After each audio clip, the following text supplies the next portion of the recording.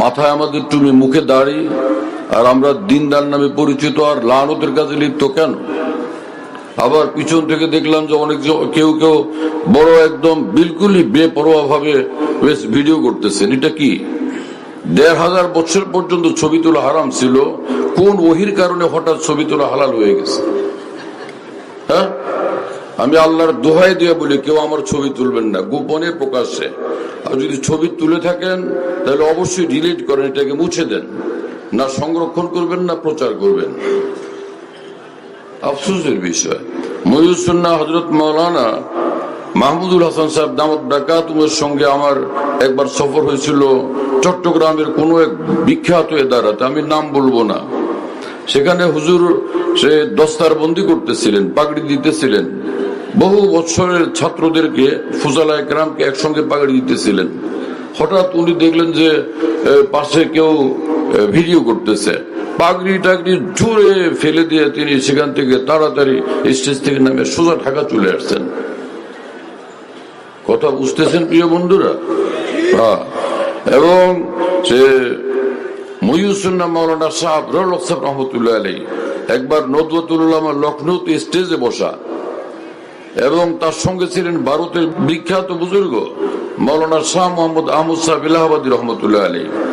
হঠাৎ সাংবাদিকরা ছবি তুলতে চেষ্টা করতেছিল, দুজনই দ্রুত নামলেন, ছুটে চলে গেলেন, স্টেজ থেকে বের হয়ে গেলেন। কেউ গিয়ে মাওলানা আলী নদভী রহমতুল্লাহ আলাইহিকে বিষয়টা জানাইলে তিনি বললেন, আহা, ইনারাই হচ্ছেন সত্যিকার আল্লাহওয়ালা, যারা গুনাহকে বরদাস্ত করতে পারেন না। হযরত মুফতি মাহমুদ হাসান গঙ্গুই রহমতুল্লাহ আলাইহি বিশ্বের বিখ্যাত আলেমে দ্বীন, বিশ্বের বিখ্যাত ফকিহ, মস্ত বড় বুজুর্গ আরেফ, দারুল দেওবন্দে তিনি দাওরা হাদিসের সবকে যাবেন। তার খাদেম ছিলেন মুফতি ইব্রাহিম সাহেব, সাউথ আফ্রিকা। তো উনি হঠাৎ বললেন যে, হযরত, এই উপর থেকে কেউ আপনার ছবি তুলছে। আমি ছবি তোলার যে ফ্ল্যাশ লাইটের এই ঝলকানি দেখলাম। তিনি হুইল চেয়ার ছিলেন, বললেন যে সামনে নিও না। ওখানে তিনি বসে পড়লেন, কিছুক্ষণ চুপ থাকলেন, এরপরে বললেন যে আমার ছবি তুলছে তাকে বলো যে আমার ছবি মুছে ফেলতে, আর না হলে এখনই আমি বদদুয়া করব। এটা যদি রহমতের বিষয় হয়, উল্লাসের বিষয় হয়, খুশির বিষয় হয়, কোন নূরের আমল হয়, তো দারুল দেওবন্দের মুফতি আজম তিনি এই কর্মের বিরুদ্ধে বদদুয়া কেন করতে চান? কি আশ্চর্যের বিষয়, যেখানে রাসূলুল্লাহ সাল্লাল্লাহু আলাইহি ওয়াসাল্লাম বলছেন, যারা ছবি তোলে আল্লাহ পাক কাল কিয়ামতে তাদেরকে কঠিন থেকে কঠিনতর শাস্তি দিবেন। সেই কাজ আমরা আজকে মুসলমানরা করি।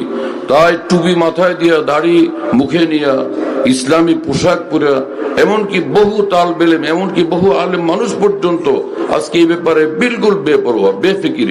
কোন দলিলের ভিত্তিতে সেটা শুনতে চাই? আশ্চর্যের বিষয়। ইন্না লিল্লাহি ওয়া ইন্না ইলাইহি রাজিউন। আল্লাহ আমাদেরকে সুন্নাত তরিকার উপরে জমে থাকার তৌফিক দেন।